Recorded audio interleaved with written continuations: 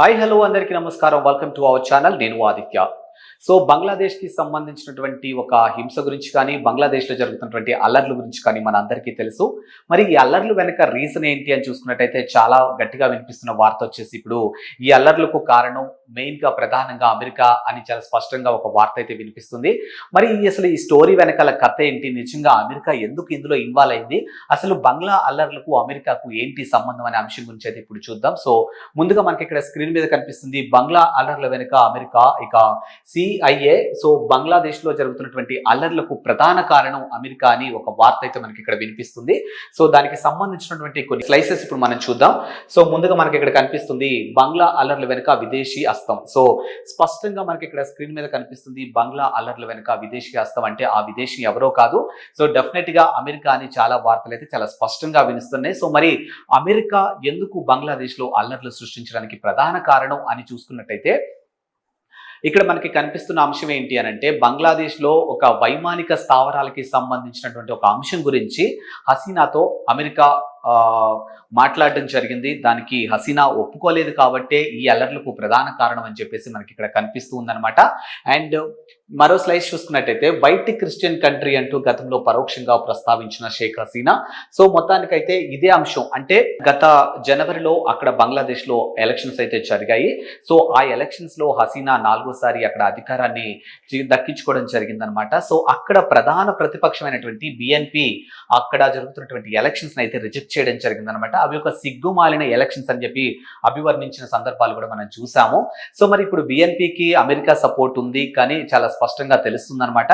And main ప్రధాన కారణం చూసుకున్నట్టయితే గత మేలో హసీనా ఒక ఇంటర్వ్యూ ఇచ్చింది. ఆ ఇంటర్వ్యూలో ఆమె మెన్షన్ చేసినటువంటి వైట్ క్రిస్టియన్ కంట్రీ అంటూ గతంలో పరోక్షంగా ప్రస్తావించినటువంటి హసీనా.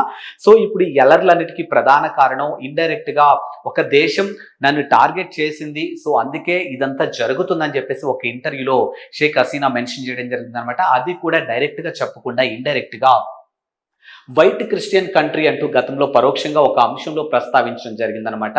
సో దీనికి రీజన్ చూసుకున్నట్టయితే వైమానిక స్థావరాలకి సంబంధించినటువంటి ఒక అంశం గురించి అమెరికా షేక్ హసీనాతో డిస్కస్ చేయడం, ఆమె దానికి ఒప్పుకోకపోవడం, ఇది మెయిన్ ప్రధాన కారణమని మనకు అక్కడ తెలుస్తుందన్నమాట కొన్ని వార్తల ద్వారా.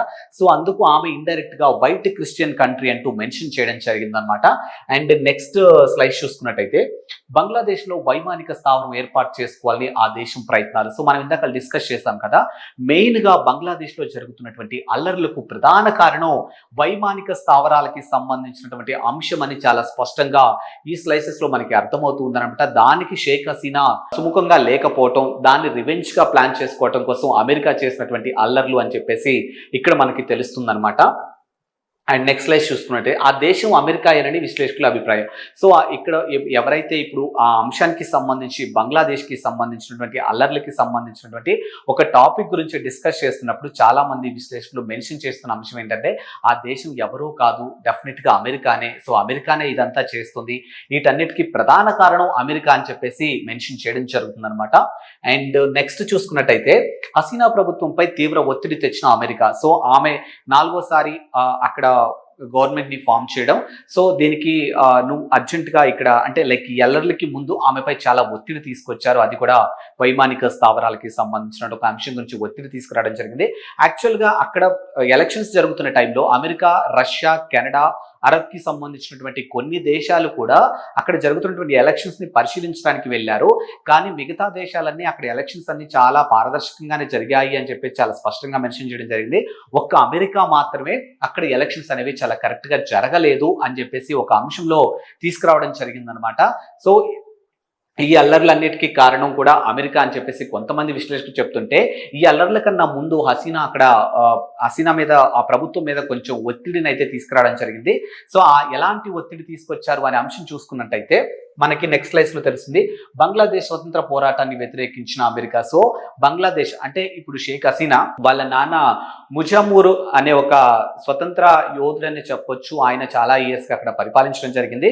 సో ఆయన కుమార్తె నేను ఎంతో కష్టపడి సాధించుకున్నటువంటి నా దేశాన్ని పరాయి వాడి చేతుల్లో పెట్టడం నాకు ఇష్టం లేదు, అణచివేతకు గురవ్వడం నాకు అసలు ఇష్టం లేదు, కాబట్టి కాబట్టి నేను ఇలానే ఫైట్ చేస్తాను, నా దేశాన్ని కాపాడుకోవడం కోసం నేను ఏమైనా చేస్తాను, ఎంతవరకైనా వెళ్తాను అని చెప్పేసి చాలా సందర్భాల్లో హసీనా మెన్షన్ చేయడం జరిగిందనమాట.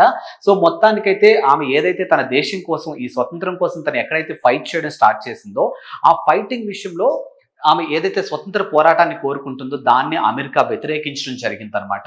సో అది దానికి సంబంధించినటువంటి స్లైస్ ఇది. సో నెక్స్ట్ స్లైస్ చూసుకుంటే 1971లో బంగ్లాదేశ్లో పాకిస్తాన్ అరాచకాలకు అమెరికా నుంచి ఆయుధాలు, డబ్బు.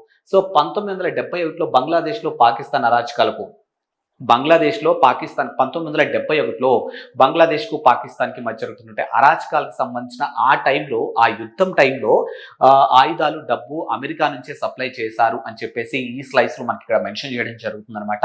అలాగే నెక్స్ట్ స్లైస్ చూసుకున్నట్టయితే షేక్ హసీనా ప్రభుత్వం అమెరికా మధ్య విభేదాలకు ఇదే కారణం. సో మనం ఇందాక మాట్లాడుకున్నాం కదా, అసలు షేక్ హసీనాకి అమెరికా ప్రభుత్వానికి మధ్య డిస్కషన్ కానీ వాళ్ళ మధ్య జరుగుతున్నటువంటి ఒక వార్ లాంటి దాన్ని చూసుకున్నట్టయితే కేవలం వైమానిక స్థావరాలకి సంబంధించినటువంటి ఒక అంశం ద్వారానే ఇదంతా తెర మీదకి వచ్చింది. ఆమె ప్రభుత్వంపై ఒత్తిడి తీసుకొచ్చారు, ఆమెను ఇరకాటంలో పెట్టారు అని చెప్పి చాలా స్పష్టంగా తెలుస్తుంది అనమాట. అండ్ నెక్స్ట్ చైనా, అమెరికా మధ్య సమాన దూరం పాటించిన షేక్ హసీనా ప్రభుత్వం. సో మొదటి నుంచి మనం మాట్లాడుకుంటూనే ఉన్నాం కదా, నేను ముజామూర్ కూతుర్ని కాబట్టి డెఫినెట్గా నేను నా దేశాన్ని కాపాడుకునే ప్రయత్నమే చేస్తాను, స్వతంత్ర పోరాటం చేస్తానని చెప్పేసి హసీనా చేయడం ద్వారా ఏదైతే చైనా కానీ అమెరికా కానీ వాళ్ళిద్దరిని ఎవరిని కూడా పక్కన పెట్టుకోవాలని కానీ ఎవరిని దూరం చేసుకోవాలని కానీ ఏ రోజు కూడా హసీనా అనుకోలేదు అని చెప్పేసి ఈ స్లైస్ ద్వారా మనకు తెలుస్తుంది అనమాట. సో ఇద్దరిని సమాన దూరం అంటే ఈక్వల్గా ఏదైతే ఒక డిస్టెన్స్ ఉంటుందో ఆ డిస్టెన్స్ మెయింటైన్ చేయడం జరుగుతుంది అనమాట. సో ఇది ఈ స్లైస్ కి సంబంధించిన అంశం. అండ్ మరో అంశం చూసుకున్నట్టయితే బంగ్లాదేశ్ ఎగుమతులు అత్యధిక శాతం కొనుగోలు చేసేది అమెరికానే. సో బంగ్లాదేశ్కి సంబంధించినటువంటి ఏవైతే ప్రొడక్ట్స్ కానీ, బంగ్లాదేశ్కి సంబంధించినటువంటి ఏదైనా కానీ ఎగుమతులు, దిగుమతులు అనే ఒక అంశం చూసుకున్నట్టయితే ఎక్కువగా అత్యధిక శాతం కొనుగోలు చేసింది అమెరికానే. ఈ అల్లర్ల తర్వాత ఆ విషయంలో కూడా అక్కడ చాలా ఇరకాటం పెట్టడం జరిగిందనమాట. సో ఇది దానికి సంబంధించినటువంటి స్లైస్ మనకి ఇక్కడ చాలా స్పష్టంగా తెలుస్తుంది. అండ్ మరో చూసుకున్నట్టయితే ఎన్నికలు పారదర్శకంగా నిర్వహించాలని అమెరికా ఒత్తిడి. సో మొత్తానికైతే అక్కడ ఎన్నికలు అనేవి చాలా పారదర్శకంగానే జరగాలి అని చెప్పేసి బంగ్లాదేశ్ ప్రభుత్వం పైన చాలా ఒత్తిడి తీసుకొచ్చింది అమెరికా అని మనకి ఇక్కడ స్పష్టంగా తెలుస్తుంది అనమాట. అండ్ మరో అంశం చూసుకున్నట్టయితే అధికార పార్టీ నేతలు, పోలీస్, మిలిటరీ నాయకత్వంపై అమెరికా అధ్యక్షులు ఆంక్షలు విధించడం జరిగిందనమాట.